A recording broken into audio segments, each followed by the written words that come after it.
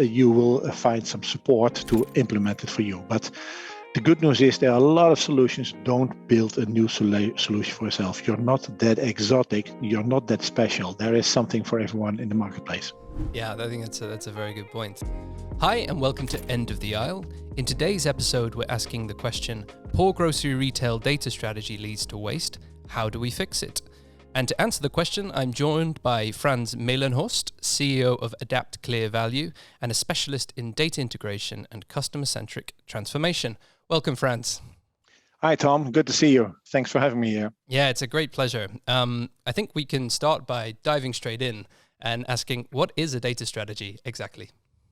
Well, basically, data strategy is a plan to make use of data that a retailer has to drive business, to drive customer engagement, to make sure that you don't go bankrupt, to say it simply, but more positively, to drive sales, to make step changes in sales, customer engagement, customer experience in a more effective way than without using data. Yeah, so it's really a kind of the foundation of a lot of other things that you might want to achieve. True, true, yeah. Okay, great. And maybe we can dive into, what components are there to a data strategy? If you sort of to break it down, what's your starting point when you create a data strategy? Yeah, well, good question. The first step that you should take is have a chat with C-level. Not to talk about data. That's the first mistake that I made, and I made a lot of times. So I'm very, I know things best. Let me put it like that. So, but it doesn't work like that. Basically, the first question you should have is you should have a chat with the CEO, the CMO, every individual member of the board, and talk about the goals for the company. Where do we need to be in 2 or 3 years' time? Not any longer, but just take that point. What are the pain points? What are the ambitions? What are the plans? And let me then do my homework and see how data that we have can help us make step changes in a very effective way. Would it be something if we could use data to reach our goals in a simpler way, in a more effective way? That's basically the question. That's a question for me. But the first question is, tell me all about the goals for our company for the next 2 to 3 years. It should start there. And from there, you define use cases. Okay, so if that's the goal, I know the business of data. I know what you can do with data. Let me first start by use cases. What if we could do this? Would it help business? Would it help bottom line? Would it help top line? And I'm still not talking about data, because data is still a fairly foreign subject for many retailers. The products are the heroes, customers are the heroes, and your daily income. And data, yes, I have the books and I will read them someday, but it's still foreign to me. And so don't start with talking about data, but start with listening to the customer, listening to the C-level, define use cases, discuss them, and so on. Yeah, exactly. So if I kind of present a hypothetical to you, maybe that this could be kind of an interesting way into digging into a real world example. So, I mean, right now we talk a lot with grocery retailers. You obviously have a lot of experience with them as well. And now they're facing challenges in that food price inflation is going up. Their margins are squeezed now more than ever. So if, let's say, in speaking to a CEO, that was their primary concern. Our margins are under great pressure. So with that as a starting point, how would that inform a data strategy that you were to work towards? If we take that as an example. Yeah, the first step for me would be to have clarity on what our loyal customers are, the top 20% responsible for 80% of sales. Who are they? Can I derive that from the data? If not, plan one is to unify those data in a very pragmatic way to get that first view and see where the issue is. If a lot of loyal customers are leaving us, then we really have a serious issue. If the price-sensitive customers are leaving us, which are not loyal to us, no harm done. It will improve business in the long run. But take a good look at your top 20% customers, see who's price sensitive, who's service sensitive, what they used to buy, what they're not buying anymore, find out why. Could be price, could be cheaper alternative within the store. Could also be that they're defecting to a more low-cost brand. That would be the first step. Get a good feel for where the issue is without spending a lot of marketing budget right away on buying them back. Exactly. So your first sort of priority then is to figure out who to prioritize. Is that about right? Yeah, so the marketing budget still is limited, so make the best use of it. But first, know where to focus your attention to. And if you have loyal customers who tend to be more price sensitive, you can derive that from the data. You can see an increase in the lower priced products as opposed to the A brands. If that's the situation, make sure that that's a good solution for them, and perhaps give them more facings, if you will, if that's important to them, to keep them for those products that they're price sensitive to, and make sure that they still will buy the rest too, instead of defecting your entire retail brand. Yeah, I mean, it sounds very logical when you speak about it in these terms, but we know from our experience, and having spoken to you off camera as well, that lots of retailers have a real problem in even knowing where to start with this or getting their data strategy in order. What's the kind of common mistakes or common reasons that stop retailers from actually getting to the state they need to be in when it comes to data?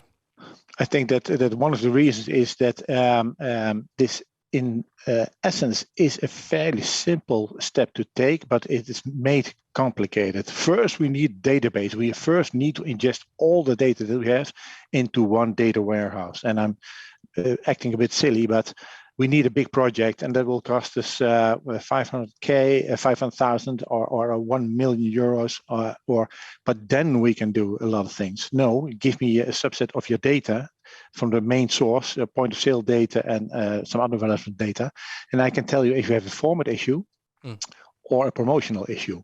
Take it step by step, but address the key issue first. And the first reflex that we have in retail, if sales is going down, let's just bombard the market with price campaigns.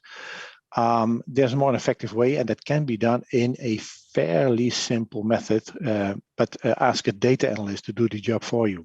And better even ask a business analyst, because the business analyst understands your business and understands data and can marry the two together. Yeah, that's a first step. Yeah.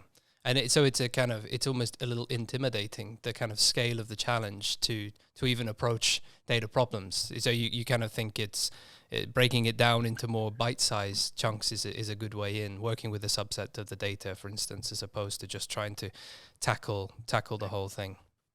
Yeah, I think that would make a lot of sense, because first you have to have evidence of issues. You have to find the problems, and you have to show that and discuss it with the key stakeholders within the company and build it from there. Because then you can still decide to have a promotion, but you can target it more if you have a high percentage of identified sales. And what do I mean with that? That's a percentage of sales that is connected to individuals that you can send an email to or send a push message to, as long as they have given consent, obviously. But first, try to figure out what the issue is, solve the issue, send a message with good news to your target audience, and see what happens in sales. That could be a far more effective way of restoring your sales and bottom line. Mm-hmm. Yeah, that makes a lot of sense. The other thing that we hear a lot from, let's say, when we're speaking to business users within the organizations that are interested in a product like Formulate, for instance, is that they say their data is in too many silos, that they are struggling to know where to turn, what the sort of first step is. So, I mean, how would you advise someone who is in a business position within a large retailer, as opposed to within IT or within a data science team? How would you advise they to sort of go about mapping where data is? Is it better that they approach this themselves, or that they get support from someone else within the retailer, or that they work with sort of external groups or something? How does it usually work, and how would you recommend to do it? Yeah, what I see is that the first step to take is get a feel for what the issue is. So make first analysis and see what like I said, what the business goals are. See how data can help, and then try to figure out, based on data that you have, where the key issues are. that can be done by a business analyst. If you have a business analyst on board, perfect. He or she could do the job. What I see in practice is that it takes someone who is taking a customer-centric point of view instead of a siloed view. So if you see this as a marketing issue, you won't get the real issue solved, because it's something for marketing, for sales, or category management, for store management, the works. You need a holistic view. If you have a business analyst or specialist in your company that can do the job, fine. I see in practice that in a lot of cases, I support retailers with issues like that, because I can take that holistic view and address, find the right way to combine the right sets of data to get the right analysis. So what I'm saying is, do not combine all data at once. Don't fall into a big project. But you need to take the right steps to get to the bottom of the issue. So majority of cases, from a business point of view, that's the right view instead of IT, because business is the primary department that benefits from the solution, and IT should support this. But it would make sense to have someone there who can discuss with all the silos and see what data and what steps need to be taken to solve the issues. Yeah, very interesting. And another thing I'd like to kind of get your take on is, since you have a lot of experience working with different retailers, what we see is some retailers really attempt to build the solutions that they need in-house, and others are bringing in third-party vendors of some kind. And it seems to me, at least, that in recent years, with the reduction in cost of cloud computing and processing and so on, there have been an emergence of more of these third-party vendors too. But first, what's your take on the state of affairs at the minute? Are retailers on the whole trying to do more things themselves, or sort of working with external groups? And what do you think is the optimal outcome if we're talking for a kind of mid-sized retailer as opposed to a Walmart or a Tesco? Yeah, good question. So what I see in the market is that data are becoming more important, and retailers would like to do it themselves with support. So there are a lot of solutions in the marketplace already that marketers can select with help from IT to, for instance, ingest all data that are relevant to get that specific customer 360 view, that complete view of me as a customer, so that you can see I'm a top customer, I'm one of the top 20%. Yeah. I spend an awful lot, and so on and so on. But a lot of retailers and the marketers, especially within the retail companies, are looking for small and medium-sized solutions that will ingest the data for them. And those are cloud-based solutions. So you will have a lower pressure on your own IT department, because they're always busy with key projects. This is a way to make it work, to create that insight using existing solutions. And it depends on your expertise whether or not you can run that project within your retail company, or that you will find some support to implement it for you. But the good news is there are a lot of solutions. Don't build a new solution for yourself. You're not that exotic. You're not that special. There is something for everyone in the marketplace. Yeah, I think that's a very good point. And if you are to go out into the market and find those sort of solutions, where's the best place for a retailer to start? You can start I would almost say by Googling on what, get informed or ask specialists on this field. What's out there in the marketplace? This is my issue. What are solutions? And I'm not talking about software solutions right away, but what are the 5 steps that I normally take to come from business goals to integrated customers to proper data that you can make money out of? What are the 5 steps to take? And in one of these steps, there's the selection of one of the tools that are out there in the marketplace based on your use cases. I want to see unified customer data so that I can detect my top customers and get them back. I would like to send them an email without having 40 analysts by my side or 40 marketeers to do the job for me. It should be automated. And some other use cases. Then translate the use cases into requirements, and you can get some help for that because there's a lot of information in the marketplace to help you with that as well.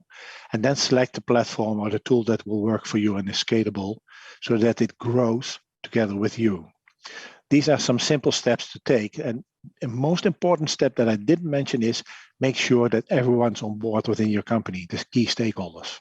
I think maybe it's worth us actually, because I think this 5-step process is actually extremely helpful. So maybe we could just, we don't need to run through it in crazy detail, but just so it's clear what steps in which order are best to take. Maybe you can sort of run through that. I think that would be useful. Sure. So step 1 is have an aligned vision. Everyone among the key stakeholders, C-level and key stakeholders, should be on the same page as far as what can data do for us. They should say, okay, if these things are called use cases, okay, it's silly that we don't do that already. We have the data. Why aren't we using the data to build business, to retain our top customers? So create an aligned vision that everyone can get behind. Step 2 is take a look at what kind of data you have. What skills do you have? Do you have an analyst or not? Do you have a marketeer that can use data to build business? So see the situation as is. Third step is, what do you need for the upcoming 2 to 3 years to build your business, to retain those top customers and get them back to the original level of spending that they had? So that's step 3. Define what you need and make sure that it's scalable, what you're looking for next. What you're looking for next is step 4. Find the proper solution. And it could be a software solution. It could be skills. You might have the solution already, but you are lacking an experienced analyst. Find the best solution. And step 5 is make sure that everyone's on board when you implement it. And how do you implement it? Step by step, simple. Select one of the use cases, test it, show the results within the company. Take them on board, because this is not a marketing thing. This is a marketing and category management thing, operations thing. This is a board thing. And I've seen in practice that this is also new for C-level. They understand the value, but they do not always have the experience to translate data into better sales. So take them on board with short and simple examples and build from there. Basically, what you're starting is to say a bit heavy is a kind of a change management approach. It's basically a transformation approach. It starts often within marketing or digital marketing, but the impact outgrows that silo. Be sure that you take everyone on board from the first step without focusing on a silo, but focusing on the customer. Start with the customer journey, take the data, build cases, show the proof, and go on. And that's a very pragmatic way of building business and keeping everyone on board. So if we translate that into a real world example, for instance, I mean, we work with retailers that are just operating in a single market. We also work with retailers that are operating all over the world. So would you be suggesting then that any solution that you want to test, you're going to test it with either within a single market first, if you're a much larger retailer, or if you are just operating in a single country, you might say pick a certain group of cities or a certain chain that you might test the solution on. Would that be right? Yeah, you could test it in one chain or on one chain. Keep it simple. You have to take everyone on board. So that would be a good approach, and start with a use case that is not really rocket science, but if that has a positive result, you will gain traction.